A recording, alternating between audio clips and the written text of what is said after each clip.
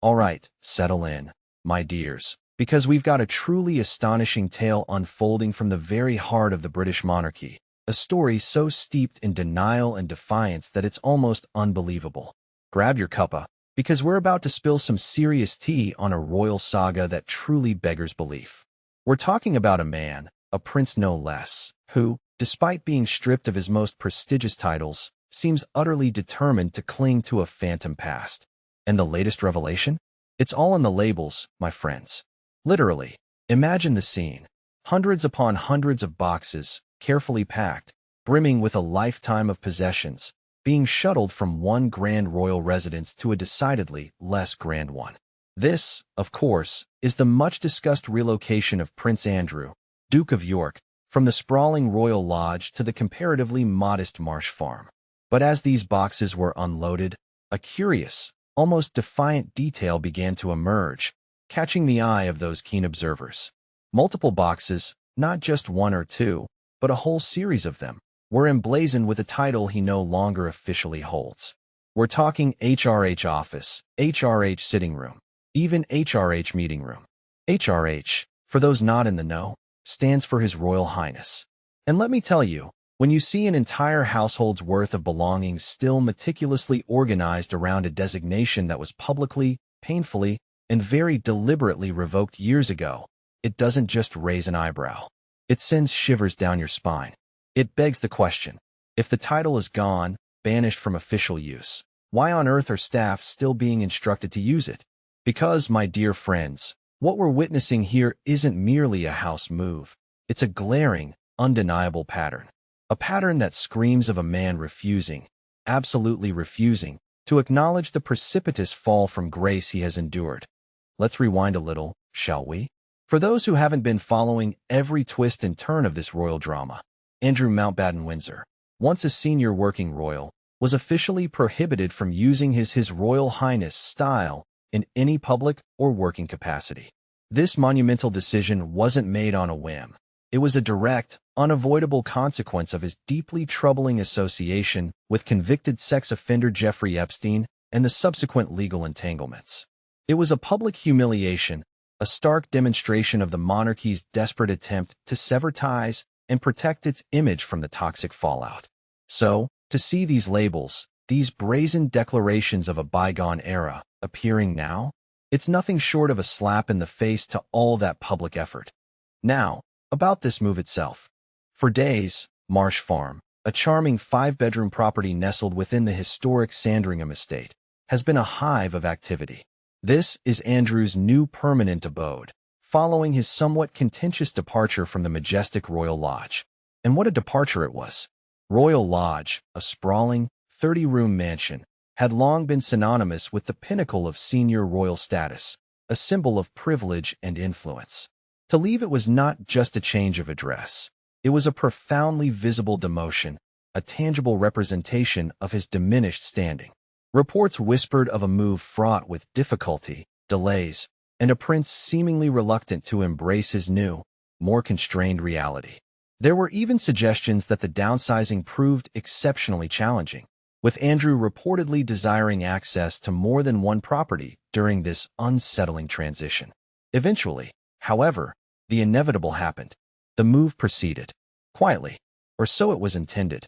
But as we now know, the quiet part didn't quite stick.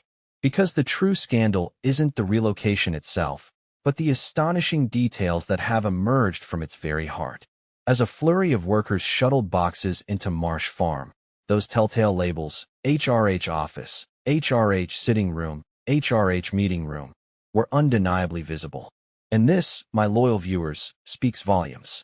In the meticulously structured world of royal households, titles are not tossed around like confetti. Staff do not simply invent honorifics or make casual assumptions about how to address a member of the royal family. Oh no, they follow explicit instructions. They adhere to strict protocol, laid down with the precision of a royal decree. Which means, unequivocally, that those labels are a direct reflection of how this household is being run, how the inner sanctum operates, and, perhaps more crucially, how Andrew still expects to be addressed, indeed demands to be addressed, behind the seemingly impenetrable walls of his private life. Here's where the narrative truly begins to thicken, where the curtain on palace intrigue is momentarily drawn back. Because this isn't some isolated, accidental oversight. This is not a single, forgotten label. Far from it. This astonishing situation isn't happening in a vacuum. It's merely the latest thread in a long, deeply ingrained tapestry of behavior.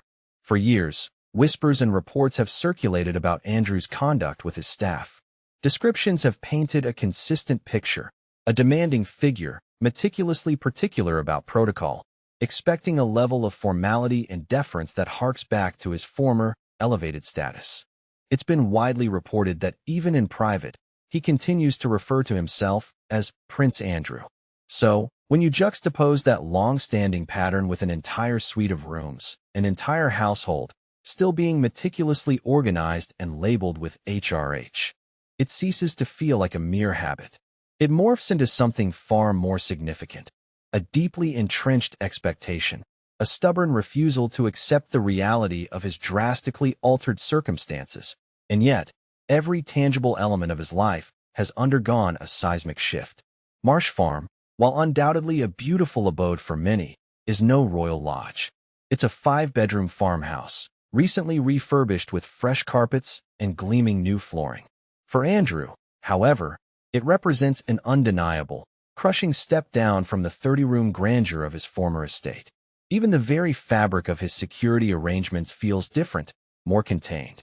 An electric fence has reportedly been installed around the perimeter of the property, creating a distinct, almost symbolic, sense of separation from the broader Sandringham estate, from the very world he once inhabited with such ease. And then, there's the chilling silence from his elder brother, the king. Charles recently stayed at Sandringham, a mere 2 miles from Andrew's new home. And yet, not a single visit was paid, not a single brotherly call. That, my friends, sent a message louder than any royal proclamation could. A message of distance, of disengagement, of a bond profoundly strained. But the stark contrasts don't end there. Let's not forget what transpired just last month, a moment that must have been a bitter pill indeed. Andrew was arrested and subjected to an interrogation by police for over 10 grueling hours. During that harrowing period, he was reportedly stripped of all titles, all special status, referred to simply as detainee, a neutral identifier utterly devoid of rank or privilege used by the custody staff. Sources close to the situation claimed he was treated no differently than any common criminal, an experience said to have profoundly set him off. Can you imagine? On one side, a system, the cold, impartial arm of the law, that ruthlessly strips away every vestige of his former rank. On the other, his own private household, still meticulously organized around those very same, now defunct, titles and status, as if nothing, absolutely nothing, untoward had ever occurred. The cognitive dissonance is staggering. The very contents of those now infamous boxes add another poignant layer to this unfolding drama. Clothes, cherished antiques, books, a lifetime of personal belongings. Among them, a copy of My Life on Mars by Colin Pillinger, detailing the ambitious Beagle 2 project. Ordinary items, perhaps, in isolation. But when viewed through the lens of this forced relocation, carefully packed, clearly labeled, and transported into a significantly smaller residence, they begin to narrate a broader, more melancholic story. The story of a man attempting to carry an entire, grand old life, with all its trappings and expectations, into a profoundly different, diminished reality. A reality he seems utterly unwilling to truly embrace. And as if Andrew's personal tribulations weren't enough, the wider royal landscape continues to shift around him. His ex-wife, Sarah Ferguson, the Duchess of York, is herself facing renewed scrutiny. There has been a very public motion, put to a vote, regarding whether she should be stripped of the freedom of the city of York, honor she received way back in 1987. So, while Andrew is ostensibly settling into the relative quietude of Marsh Farm, the swirling currents of public opinion and royal consequence continue to churn around him, relentless and unforgiving. Which, inevitably, brings us full circle, back to the very heart of the matter, those labels. Because they are so much more than mere words scrawled on cardboard boxes. They are a profound reflection of how a household operates, how staff are explicitly instructed, and perhaps most tellingly, how Andrew himself still expects to be treated.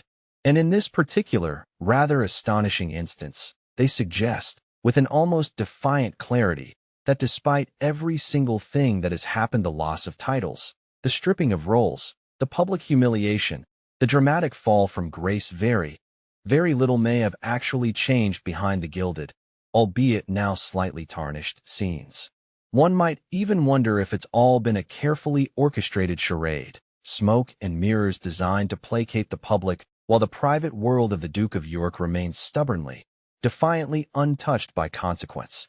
This, my dear viewers, is precisely what makes this story so utterly compelling, so impossible to ignore. It's not simply the physical act of moving house. It's the chilling possibility that even now, at this late stage, Andrew is still desperately, stubbornly clinging to a version of his position, a sense of his own self-importance, that simply no longer exists in the public consciousness. Behind those closed doors, it would appear he's attempting to live the same life he always has, maintaining the same rigorous standards, the same formal language, and, most shockingly, the same expectation of being addressed by a title that was emphatically taken from him. And let me tell you, recent reports suggest that the move itself was far from a quiet, smooth affair, even behind the scenes. There were what some outlets described as brazen demands throughout the transition to Marsh Farm, with staff reportedly placed under immense pressure to meet incredibly particular expectations, as every single item was set up precisely to his liking. From the precise arrangement of rooms to the seamless continuation of his daily routine, the tone, we are told, remained unyielding, formal, and meticulously structured, much like it had always been at Royal Lodge. Nothing about these accounts suggests a man gracefully scaling back. If anything, they paint a vivid picture of someone desperately trying to recreate the exact same environment, the exact same bubble of privilege, just in a significantly smaller space, with staff still expected to adhere to the same exacting standards, the same language, and, it would seem, the same title. But if you, like me, have been following the twists and turns of this royal narrative for some time, then perhaps none of this truly comes as a surprise. Andrew's deeply ingrained sense of entitlement, his unwavering belief in his own elevated status, stretches far beyond what many of us could even begin to comprehend. And staff, for decades, have been quietly, and sometimes not so quietly, speaking out about it. So, while I find it profoundly concerning, perhaps even disturbing, that he is apparently still using these titles behind closed doors, in the very privacy of his new home, I cannot, in good conscience, say I find it surprising. The leopard, it seems, truly cannot change its spots. So, my loyal audience, let me pose this question to you. Do you believe this is simply the lingering echo of old habits, continuing quietly, almost unconsciously, behind firmly closed doors? Or does it suggest something far more deliberate, a defiant assertion of how he still expects, indeed demands, to be addressed, regardless of public decree or royal consequence? I'm truly eager to hear your thoughts on this astonishing development. Drop your comments below, and if you want to stay utterly up to date on all the juicy, dramatic, and often unbelievable stories from the world of the royals, make sure you hit that subscribe button. Thanks for watching, and I'll catch you in the next one.